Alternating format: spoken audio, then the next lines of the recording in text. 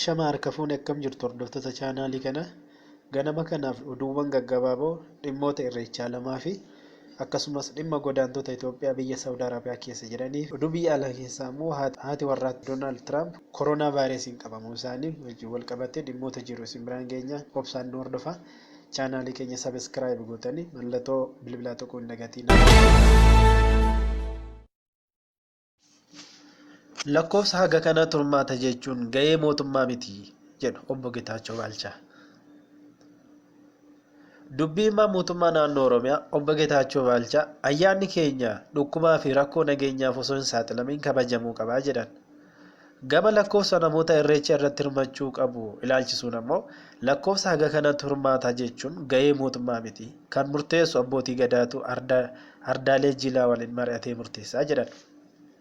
Obbo Getaachoon namni dukkana keessaa ifatti baheera jedhee galata rabbiif galchu argamuudhaaf lakkoofsa ayyaanaa kabajnu hin qabnu jedhaniiru. Abbaan gadaa sirna isaa ganamaa yoo saaqan ati galii ati irreeffatiin namni jedhu hin jiru. Abbootiin gadaa ganama sa'aatii 11tti malkaa saaqu. Kana booda namni barbaade sa'aatii fedhetti galateeffatee kan deemudha jedhu. Humni siyaasa godhee itti fayyadamuu barbaadu jaajiruuf malee ajandaa mootummaa yoo ta'uu hin qabu ture jedhan obbo Getaachoon. Haa ta'u malee qaamoleen kabaja ayyaanichaa ta'e jedhanii gara hokkaraatti akka geeddaramu barbaadan kallattii arfaniin socho'aa jiru jedhan. Finxaaleeyyiin paartiilee adda addaa ayyaanichi nagaan akka hin kabajamne sochii garaagaraa raawwataa jiru. Kanaaf of eeggannoon godhamuu ni qabaataa jedhu akeekkachiisa obbo Getaachootiin. Kana malees daddabarsa meeshaalee waraanaa seeraan alaa fi qarshii nootii haaraa kana wal qabate sochii maallaqa dhoksuu waan jiruuf dhimmoota kana to'achuuf gara Finfinneetti galchuu maratti sakatta'insi taasifamaa jiraachuu himan. Gama fayyaatiinis ajjechaa Haacaaluu Hundeessaatiin booda namoonni baay'inaan waan walitti qabamaniif Oromiyaa keessatti facaatiin dhibee COVID-19 dhibbentaa 500 dabaluusaa obbo Getaachoo akka fakkeenyaatti kaasaniiru.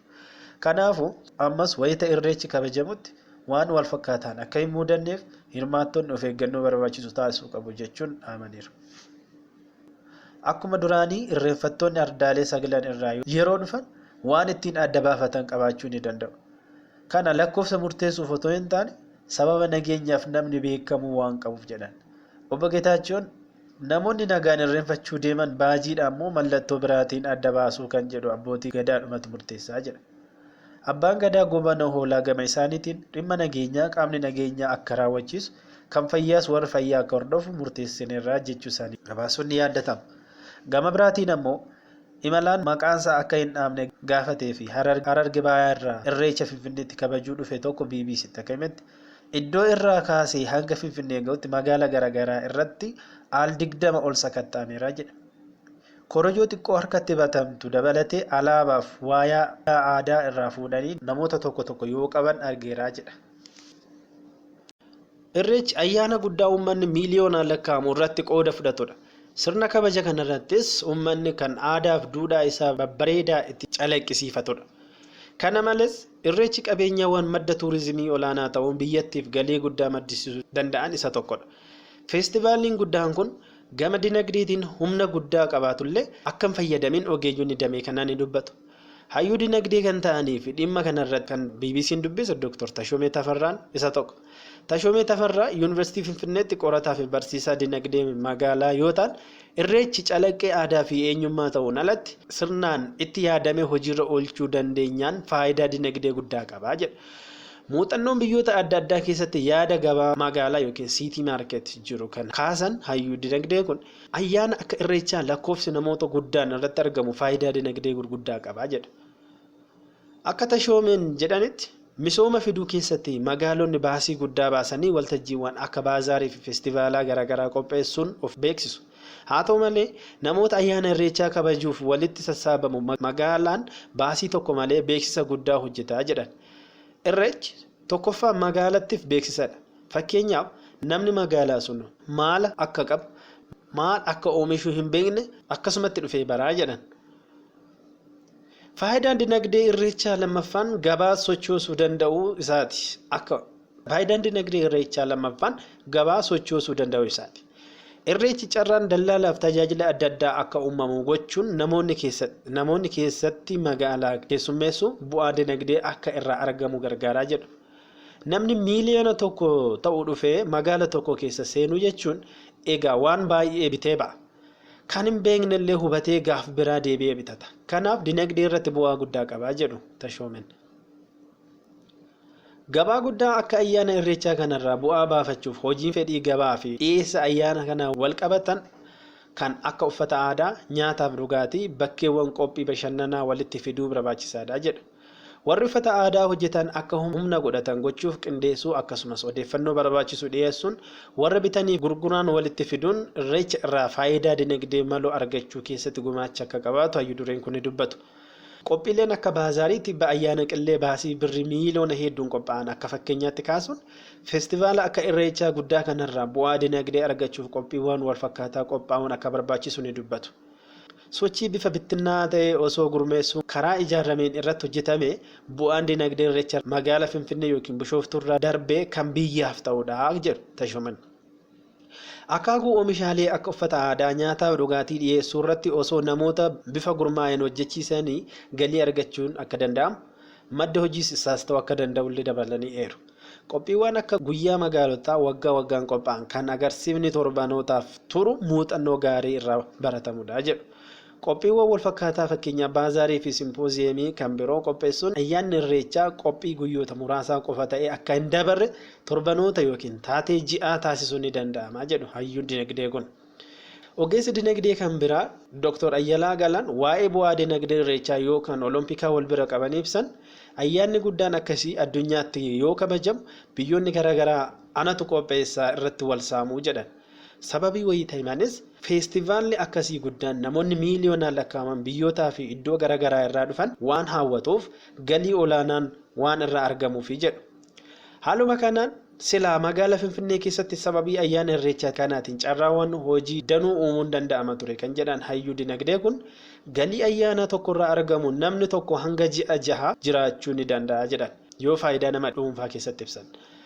Bara dheengaddaa fa'i namoonni iddoo buluu dhabee goodaa marga keessa bule. Kanaafuu osoo dargaggoon dunkaana iddoo ciisichaa nyaataa fi waan garaagaraa qopheessuu irratti bobbaasanii dinagdeef ni fayyada ture jedhu. Kana malees haala amma jiru yoo dubbatan mootummaan uummanni akka tasgabbaa'u gochuun ayyaanichi uummataa fi biyyaaf bu'aa akka buusu hojjechuun ni danda'ama jedhu. Lammiileen Itoophiyaa mana hidhaa Saudiitti argaman haala yaaddessaa keessa jiru. Waa'ee godaantota Itoophiyaa mana hidhaa Saud Arabiyaatti argaman Amnesty International qorannoo taasiseen odeeffannoo haaraa fi suukanneessaa argachuu isaa ibse. Waggaa darbe irraa eegalee loltoonni Yemen baqattoota Itoophiyaa biyya keessaa baasanii ari'uun Saud Arabiyaa galaniiru. Achittis haala lubbuu isaanii sodaachisaa ta'e keessa jiraachuu isaanii dhaabbanni mirga namummaaf falmu kun ibseera. Namoonni Amnestiin dubbise kunneen nama lama ta'anii cancalaanii hidhamu kutaa hidhaman keessatti akka bobba'an taasifamu. Sa'aatii 24 kutaa namootaan guutame keessa akka turan taasifamuu dabalatee manneen hidhaa Saudii keessatti jireenya ulfaataa jiraachuu isaanii godaantonni Amnesty Internationalitti himaniiru. Odeeffannoo Amnestiin argateen mana hidhaa keessatti lubbuun namoota 3 darbeera. Dabalataanis qaama walabaarraa odeeffannoo gahaa ta'e hin arganne jechuunis yoo xiqqaate lubbuun baqattoota Itoophiyaa 4 darbeera jedha. Mana hidhaa keessatti dhukkubni rakkinni nyaataaf bishaanii akkasumas tajaajilli fayyaa dhabamuu isaatiin lakkoofsi namoota du'anii dabaluu akka danda'u gabaasichi ni mul'isa. Lammiin Itoophiyaa jireenya fooyyee barbaacha biyya isaatii haala yaaduuf nama rakkisuu keessa jiru. Isaanis dhukkubaaf du'aan marfamanii waan jiraniif yoo xiqqaate baqattoonni 2 of ajjeesuuf yaalii taasisanii turan jechuun dhaabbatichi gorsituu dhimmoota baqattootaa kan ta'an Meerii Firistiyaar himaniiru. Dabalataanis haala suukanneessaa kana keessatti dubartoonni ulfaa dhalattuu akkasumas daa'imman du'an jiraachuun akka dhagahamu dubbataniiru. Mootummaan biyyattii baqattoonni dabalataa du'uu isaanii dura haalli mana hidhaa jiru akka fooyya'u taasisu akkasumas baqattoota jimlaadhaan hidhamanii argaman saffisaan akka gadhiisu gaafannaa jedhan. Amnesty International dabalataanis mootummaan Itoophiyaa bakka mootummaan Saudii baqattoota yeroodhaaf akka turan taasise akka fooyyessuuf dhimma uumuu akkasumas baqattoota gara biyya isaaniitti deebi'uuf hayyamoo ta'an saffisaan gara biyyaa deebisuu fi karaa hawaasatti makaman akka taasisuuf waamicha dhiyeesseera. Amnesty International haala baqattoonni Itoophiyaa keessa jiran haalaan hubachuu fi bara darbe ji'a waxabajjii hamma adoolessaatti lammiilee Itoophiyaa 12 mana hidhaa keessa jiran dubbisee odeeffannoo mirkanaa'ee sassaabuu isaa ibseera. BBC'n bara darbe ji'a hagayaa keessa baqattoota Itoophiyaa dhiiraaf dubartii ta'anii manneen hidhaa Saudi Arabiyaa keessa jiran dubbisee odeeffannoo wal fakkaataa gabaasuun isaa ni yaadatama.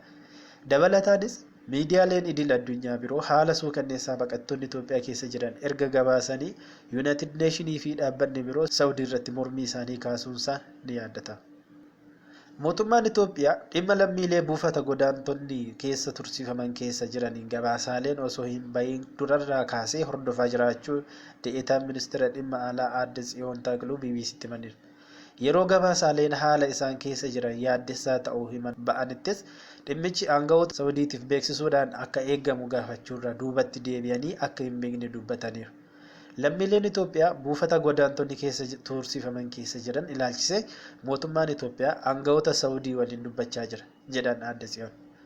Lammiileen Itoophiyaa bakkuma jiranittis nageenya isaanii eegamee fi akka turaniif suuta gara biyya isaaniitti akka deebi'an gochuudhaaf hojiin hojjetamaa jiras jedhaniiru. Haadholii daa'imman qabanii fi ijoolleen umuriin isaanii waggoota 18 gadi ta'an dursa kennuudhaan akka gara biyya isaaniitti deebi'an taasifneerra kan jedhan Aadde Tsiyoon hojiin biyyatti deebisuu kun garuu cimee itti fufaa jedhan. Pireezidaantiin Ameerikaa Doonaald Tiraampii fi haati warraa isaanii Meelaniyaa Truump COVID-19 qabaman. Erga gargaartuun koronaa vaayirasiin qabamuun barame booda adda baasuun turaa jiraachuun isaa himamee ture. Haa ta'u malee ergaa Tiraamp karaa Tiwiitara isaaniin dabarsaniin qorannoo galgala kana taasifameen COVID-19 qabamuun kiyya mirkanaa'eera jedhan. Itti dabaluunis adda baasnee turuudhaan adeemsa dabnee bayyanachuu keenya itti fufnaa jedhan. Tiraamp dorgommii pireezidaantummaa marsaa lammaffaatiif falmii isaa jalqabaa dhiyeenya taasisanii haasaan isaanii mata duree ijoo dubbii miidiyaalee ta'ee ture. Doonaald Tiraamp gargaartuu isaanitti dhiyoo taate koronaa vaayirasiin qabamuu isheetti giifti duree Yuunaayitid Isteetsi waliin adda of baasuu isaanii beeksisanii. Gargaartuun isaanii Hope Hicks erga vaayirasichaan qabamuun barame booda isaanii fi Meelaniyaa Truump bu'aa qorannoo isaanii eeggachaa akka turan Tiwiitara gubbaa barreessanii turan. Dubartiin ganna 31 Hicks gargaartota Tiraampitti hedduu dhiyaatan keessaa tokko yoo taatu, falmii TV jalqabaa torbee kanaarra taasifame Ohaayootti isaan waliin deemtee turte. Mrs. Hicks maaskii malee wayita xiyyaara Air Force One irraa buutu suuraan agarsiisaa ture. Miseensotatti wayita duula na filadhaa gaggeessaa turanitti immoo xiyyaara keessatti badaa itti dhiyaatee taa'aa akka ture himama. Boqonnaa malee hojjechuu kan turte Hope Hicks COVID-19 qabamtee jirti. Waan badaadhaa jedhan.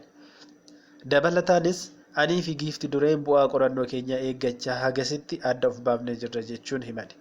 Adda of baasuun isaanii falmii TV lammeessoon kololeessa 15 Miyaamii Filooriidaatti taasifamuuf karoorfatame akkamiin hubaa kan jedhu hin baramne. Afgaaffii yookiin intarviiyuu Fox News waliin taasisaniin Hope yeroo baay'ee akka isaan waliin dabarsitu kan himan pireezidaantichi osuma maaskii kaawwattuu qabamte garuu waan ta'u malumaan agarraa jedhan. Dhibeen kun haga yoonaatti namoota miiliyoona 7.2 kan qabu yoo ta'u isaan keessaa 200,000 kan caalan galaafateera. Tiraamp maaskii kaawwachuu kan hin jajjabeessine yoo ta'u yeroo hedduus gargaartota isaanii waliin akkasumas walga'iiwwan irratti lamootaan walitti dhiyaachuun beekamu. Akka odeessi Bloomberg jedhutti immoo Ms. Hicks wayita Mineesotaadhaa deebi'an mallattoolee dhukkubichaa agarsiisaa waan turteef adda baafamtee turte jedha. Hope Hicks eenyudha? Greenwich Connecticut'tti guddatte. Shaamarrummaa moodelaa kan turte yoo ta'u beeksisa Ralph Lauren irratti si'a tokko hirmaatteetti. Dhaabbata biizineesii Ivanka Trump hoogganuuf qaama biraandii Trumpii ta'e keessatti dubbiimtuu ta'uun hojjetteetti. 2014tti dhaabbata Trump kan seente yoo ta'u waggaa tokko booda Trump muuxannoo siyaasaa gara garee duula na filadhaatti ishii galchan. Pireezidaantichaan maqaa masoo Hopster jedhuun kan waamamtu yoo ta'u gargaartota isaanitti dhiyoo ta'aniif ittiin falmachuun hanga yaada isaa jijjiirsisuu ga'an keessaa tokkodha.